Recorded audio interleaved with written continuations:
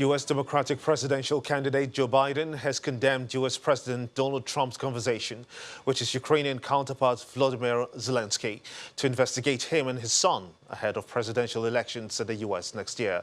This comes as the White House today released transcripts of the July 25th phone call in which the U.S. president suggested Mr. Zelensky employs the services of the Attorney General William Barr to do so.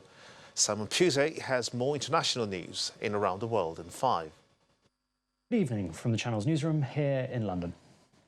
US President Donald Trump has described the impeachment inquiry into him as a continuation of the biggest political witch hunt in history. Nancy Pelosi announced the inquiry after a closed-door meeting with Democratic lawmakers, saying Trump's actions appeared to have undermined national security and violated the US Constitution. I'm announcing the House of Representatives moving forward with an official impeachment inquiry. I'm directing our 6 committees to proceed with their investigations under that umbrella of impeachment inquiry. The president must be held accountable. No one is above the law. Donald Trump has condemned the decision to launch a formal impeachment inquiry into him and maintained he did nothing wrong when he spoke to the president of the Ukraine on the phone in July. Look, it's just a continuation of the witch hunt. It's the worst witch hunt in political history. We have the strongest economy we've ever had. We have the best unemployment numbers we've ever had. African American, Asian American, Hispanic American, lowest in history. Best numbers we've ever had. Our country is doing phenomenally well. The UK Prime Minister has made a statement in the House of Commons for the first time since the Supreme Court ruled that his suspension of Parliament was unlawful. Boris Johnson again called for a general election, something opposition groups have so far resisted, and once again said he disagreed with the decision of the Supreme Court judges. The effects of the collapse of the British travel firm Thomas Cook, the oldest travel company in the world, is being affected across the industry. Turkey's Hoteliers Federation said Turkey could miss out on 600 to 700,000 tourists a year following the collapse of the tourism agency. Dalaman Airport in the country say they will lose 70,000 passengers who were scheduled to travel to Turkey in October. The firm is thought to owe Tunisian hotels more than $66 million. Hundreds of their hotels depend on this season's revenues to keep their doors open. Meanwhile, Greek hoteliers say they are worried about their future of the business. It's hard times for hoteliers. Things will definitely change in the future. We need to find new markets. We need to find new tour operators to fill the gap of Thomas Cook. So it's going to be a long next few months for Greece and for Greek hoteliers. Climate change is devastating our seas and frozen regions as never before. That's according to a major new United Nations report. According to a UN panel of scientists, waters are rising, the ice is melting, and species are moving habitat due to human activities. And the loss of permanent frozen lands threatens to unleash even more carbon, hastening the decline. There is some guarded hope that the worst impacts can be avoided with deep and immediate cuts to carbon emissions. President Jair Bolsonaro has insisted that the Brazilian areas of the Amazon rainforest are sovereign territory. Conservationists blame Mr. Bolsonaro and his government for turning a blind eye to farmers and loggers clearing land in the Amazon, hastening deforestation.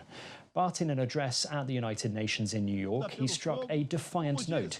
He said it was a fallacy to describe the Amazon as the heritage of humanity and a misconception that its forests were the lungs of the world. The first commercial flights from Beijing's new international airport have taken off. A China Southern Airlines Airbus A380 flight to Guangzhou in the country's south was the first to fly out. The airport has cost $63 billion to build and is roughly the size of 100 football fields. It is expected to become one of the world's busiest airports. The airport boasts 4 runways and is expected to handle up to 72 million passengers a year by 2025, eventually reaching 100 million passengers. Britain's Prince Harry and his wife Meghan have brought their son Archie to a meeting with the retired Archbishop Desmond Tutu and his wife at their foundation in Cape Town. The couple shared video of them carrying their son, who can be heard making an exclamation whilst in Meghan's arms.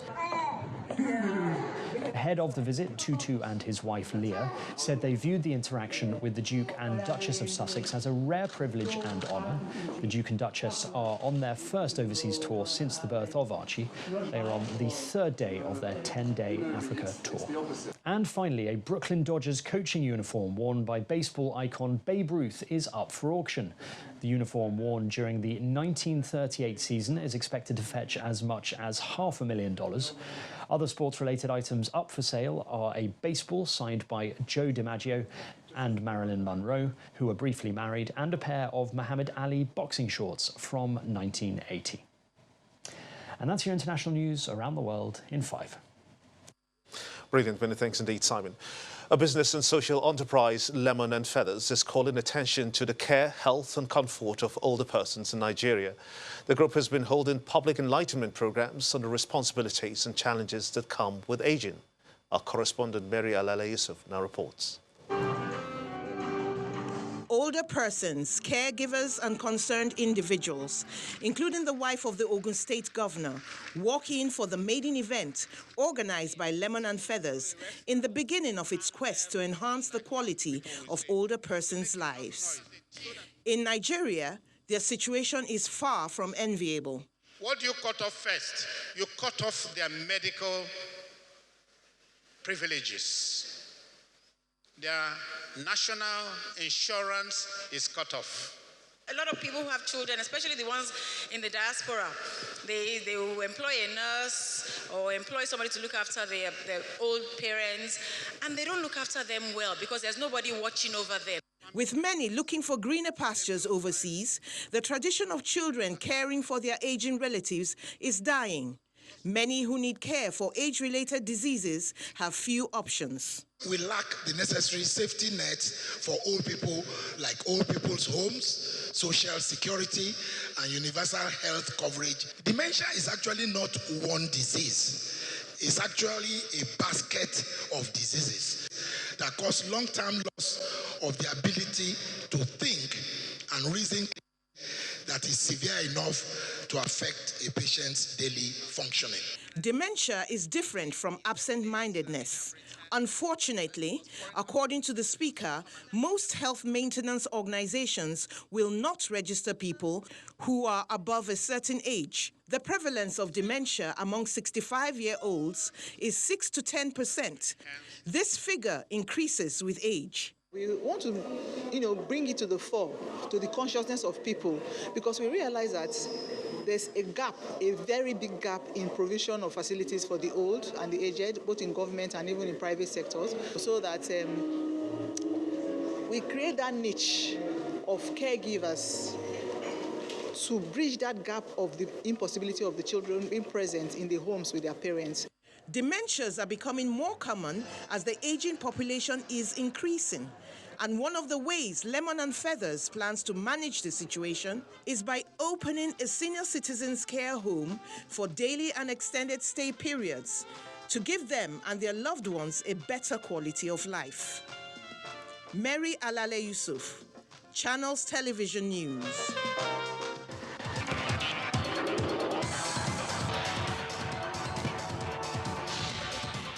Welcome to Sports News. The president of Nigeria's Wrestling Federation, Daniel Igali, is confident that more Nigerian wrestlers will qualify for the 2020 Olympic Games in Tokyo. So far, African champion Odunayo Adekuroye is the only Nigerian wrestler that's confirmed after her performance at the Senior World Championships in Kazakhstan. And no fewer than 240 players across 57 countries will feature at this year's Lagos Open Championship. The two-week event will serve up on October the 7th. Now, according to the International Tennis Federation, 133 players will compete in the men's singles and doubles event, while 107 players will play in the women's singles and doubles. Japanese Shuichi Sekiguchi is the highest-ranked player in the men's category, and Italian Giulia Gatto Moticone leads the ladies' singles. And American sprinter Christian Coleman has reassured fans that he was running clean as he made his final preparations for the IAAF World Championships. Coleman was the subject of an investigation by the United States Anti-Doping Agency under whereabouts rules after he missed 3 doping tests. The fastest man in the world at the moment, 23-year-old, boasts a personal best of 9.79 seconds for the 100 meters dash and is favorite for gold medal in the Qatari capital of Doha. At on Sports News, Gimba will be back with the rest of the news at 10. And the main news again, the Vice President, Professor Yemi Osinbajo, today said that he would waive immunity to illegally clear his name of all allegations and insinuations against his person and office. And that's how it's been on the news at 10 tonight. I want to thank you so much indeed for watching. On behalf of all of us here, it's good night.